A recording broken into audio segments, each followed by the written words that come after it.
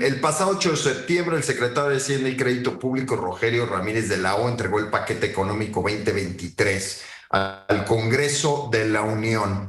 Evidentemente se trata de una serie de aspiraciones. Eso es, al final del día, el paquete económico, una idea de cómo se va a comportar la economía el próximo año. Y nos quieres platicar un poco más de eso, ¿no, Georgina?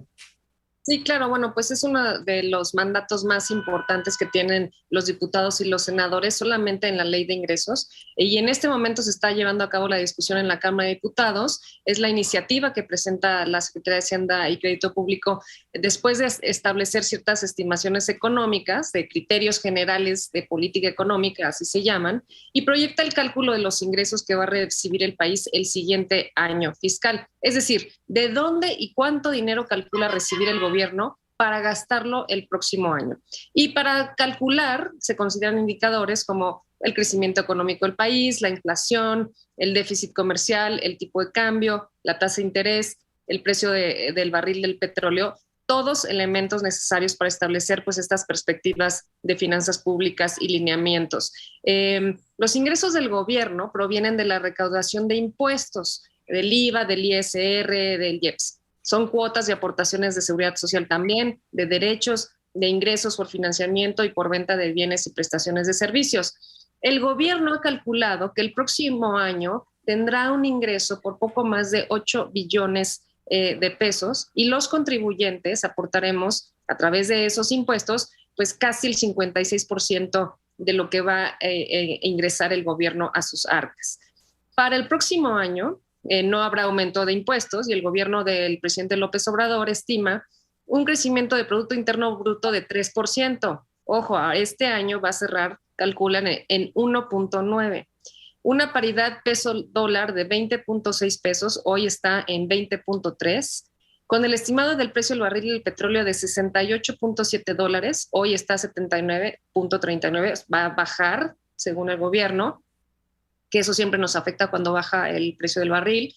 Y además el presidente dijo la semana pasada que la inflación ya no iba a seguir subiendo, que había llegado hasta su tope, y calculan que sea del 3.2%. Hoy la inflación en México es de 8.7%, y también calculan que la tasa de interés promedio sea de 8.95 y hoy es de 9.25. Me parece que el gobierno está siendo muy optimista. Aún así, creo que el gobierno ha hecho una labor importante en la recaudación de impuestos. Y en ese sentido, la ex jefa del Servicio de Administración Tributaria, Raquel Buenrostro, había comentado hace unas semanas, antes de cambiar economía, que se seguirá combatiendo la informalidad para fortalecer esta base de los contribuyentes y que la federación pueda obtener más ingresos. Entonces, bueno, pues es lo que está sucediendo en este momento en la Cámara de Diputados y es, pues, ¿qué vamos a hacer? El siguiente paso es el presupuesto de egresos de la federación, que tienen hasta noviembre para aprobarlo solamente los diputados. Y bueno, vamos a ver de dónde traen ingresos y en qué lo van a gastar en las próximas semanas.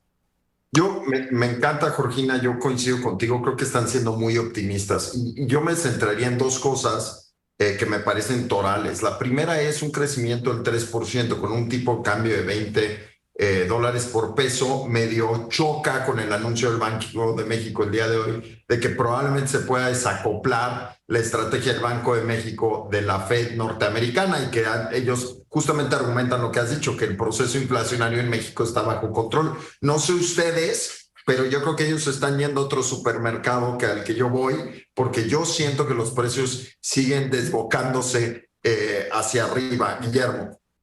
No, es un hecho. Yo también lo veo con mucho optimismo, veo números muy alegres. Nadie de los especialistas, tanto de internos como del exterior, han dado que un 3% sea posible. Esa es una situación bien importante. El tema del precio del barril de petróleo a 68, bueno, quizás sí, pero habría que saber si en algún momento va a haber una cobertura como las que en antaño se hacían, que valían mucho la pena. Y también escuché algo que me llamó la atención, que parecía que iba a haber una contratación de deuda, Georgina. ¿Oíste algo de eso? Sí, calculan una deuda de 1 billón. Estamos hablando de que el gobierno contempla recibir 8 billones y solamente en deuda se va a ir 1 billón, a lo que claramente la oposición, ahora que lo están discutiendo en la Cámara, pues está muy en contra. Y bueno, también este discurso del gobierno que ha dicho a lo largo de estos 4 años que no se está endeudando al Estado, pero pues vemos que sí ha estado, también hemos pasado por la pandemia, por el tema de la guerra Rusia-Ucrania, etcétera, en donde pues los energéticos están dominando lo que sucede en los precios a nivel mundial. Pues, Rodrigo. Oye, Georgina, yo quisiera preguntarte, ¿qué tanto afectaría la variación en el presupuesto de ingresos con respecto al de egresos? Porque con esto se hace, ese es como bien dijo Álvaro, es como una carta de buenas intenciones y por eso está tan positivo todo, pero en el de egresos es donde vamos a ver la verdad. ¿Qué tanto pudiera afectar, Georgina?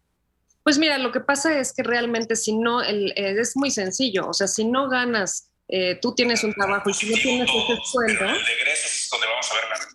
Si no tienes ese sueldo, realmente pues no puedes gastar lo que realmente pensabas, lo que habías calculado, y ¿qué te va a hacer? Pues un hoyo en tu economía, no vas a poder pagar todo lo que habías calculado, ¿no? En tu presupuesto. Entonces, pues habrá menos dinero para la salud, habrá menos dinero para la educación, para la seguridad, etcétera, porque han hecho un cálculo muy optimista desde mi opinión.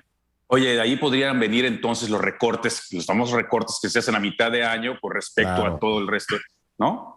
Exactamente, claro. Y también hay que tomar en cuenta que pues ya el próximo año es casi el último año y que todavía hay unas grandes obras pendientes y veremos el costo real hasta el próximo año.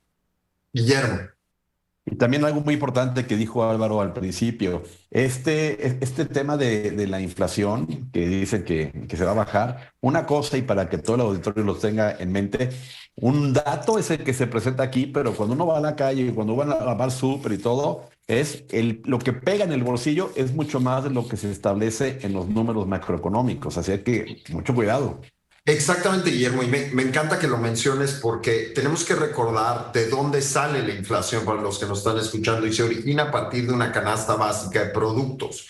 Pero el consumidor se enfrenta a la inflación real cuando va al supermercado, cuando las empresas tienen que subir sueldos, y entonces esa inflación tiene un impacto en el crecimiento económico. Y ahí, francamente, yo me suscribo mucho más a las cifras del Fondo Monetario Internacional, que también tienden a cambiar, seamos francos, tampoco son infalibles, pero ellos estiman un crecimiento el próximo año del 1.2% para México, con una inflación del 6.3%. Entonces, hay una divergencia, me parece importante, entre los deseos del gobierno y los analistas internacionales, y 2 puntos, no sé, Georgina, ¿qué opines? A mí me parecen muchísimo. Por supuesto. Me parece muchísimo, pero además, pues el gobierno quiere tener estas estimaciones positivas, etcétera, pero también nosotros como ciudadanos, pues hay que ahorrar, hay que pagar la deuda y ponernos a nivel internacional lo que está sucediendo y esperar al próximo año, no tener, guardar nuestro dinero con mucho cuidado.